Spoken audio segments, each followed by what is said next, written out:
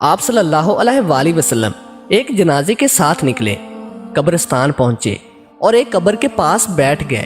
صحابہ کرام بھی آپ کے ارد گرد بیٹھ گئے تو آپ صلی اللہ علیہ وآلہ وسلم نے فرمایا، عذاب قبر سے پناہ اللہ تعالیٰ کی پناہ مانگو۔ پھر فرمایا، مومن جب دنیا کی آخری گھڑی اور آخرت کی پہلی گھڑی میں ہوتا ہے تو اس کے پاس نورانی چہروں والے فرشتے آتے ہیں، ان کے چہرے آفتاب معلوم ہوتے ہیں، ان کے پاس جنت کا کفن اور خوشبو ہوتی ہے اور وہ اس کی حد نگاہ پر بیٹھ جاتے ہیں۔ پھر ملک النور آتا ہے اور وہ اس کے سر کے پاس بیٹھ جاتا ہے اور کہتا ہے، اے پاکیزہ روح، اللہ کی مغفرت اور رضامندی کی طرف چل۔ یہ سنتے ہی وہ روح بدن سے ایسے نکل آتی ہے جیسے مشکیز کے منہ سے پانی کا قطرہ نکل آتا ہے۔ اسی وقت پلک جھپکنے کی دیر میں جنتی فرشتے اس پاکیزہ روح کو اپنے ہاتھ میں لے لیتے ہیں اور جنتی کفن اور خوشبو میں رکھ لیتے ہیں۔ اس سے اتنی عمدہ اور بہترین خوشبو آتی ہے جس کی مثال روئے زمین پر نہیں مل سکتی۔ اب یہ اسے لے کر روانہ ہوتے ہیں، آسمان کی طرف چڑھتے ہیں۔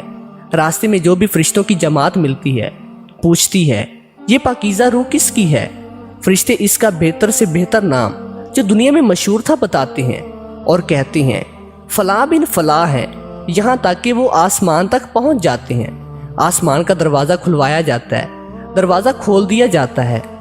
آسمانوں تک پہنچانے کے لیے یکے بعد دیگرے ہر آسمان کے معزز فرشتوں کی ایک جماعت آتی ہے اور اسے آگے لے جاتی ہے۔ یوں وہ 7ویں آسمان پر پہنچ جاتے ہیں۔ اب اللہ تعالیٰ اس بندے کے بارے میں حکم دیتا ہے، میرے بندے کے اعمال علیین میں لکھ دو۔ پھر حکم ربانی ہوتا ہے کہ اسے زمین کی طرف لوٹا دو۔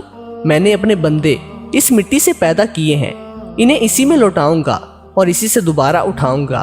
میت کی روح اس کے جسم میں لوٹا دی جاتی ہے۔ اس کے پاس 2 فرشتے آتے ہیں، اسے بٹھا دیتے ہیں اور پوچھتے ہیں، ایک تیرا رب کون ہے؟ دوسرا تیرا دین کیا ہے؟ وہ کہتا ہے، میرا دین اسلام ہے۔ فرشتے پوچھتے ہیں، وہ صاحب کون تھے؟ وہ جواب دیتا ہے، وہ اللہ کے رسول صلی اللہ علیہ وآلہ وسلم تھے۔ فرشتے پوچھتے ہیں، تجھے یہ امور کس طرح معلوم ہوئے؟ وہ خواب دیتا ہے کہ میں نے اللہ تعالیٰ کی کتاب پڑھی، اس پر ایمان لایا اور اس سے سچا جانا۔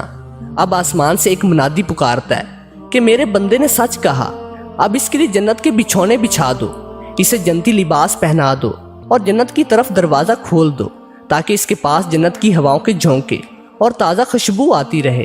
اور پھر میت کی قبر نظر حد تک کشادہ کر دی جاتی ہے۔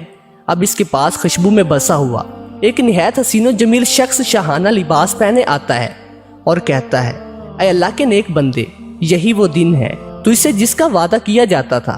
مومن اس سے پوچھتا ہے، تم کون ہو؟ تمہارے چہرے پر بھلائی چمک رہی ہے۔ وہ جواب دیتا ہے، میں تیرا نیک عمل ہوں۔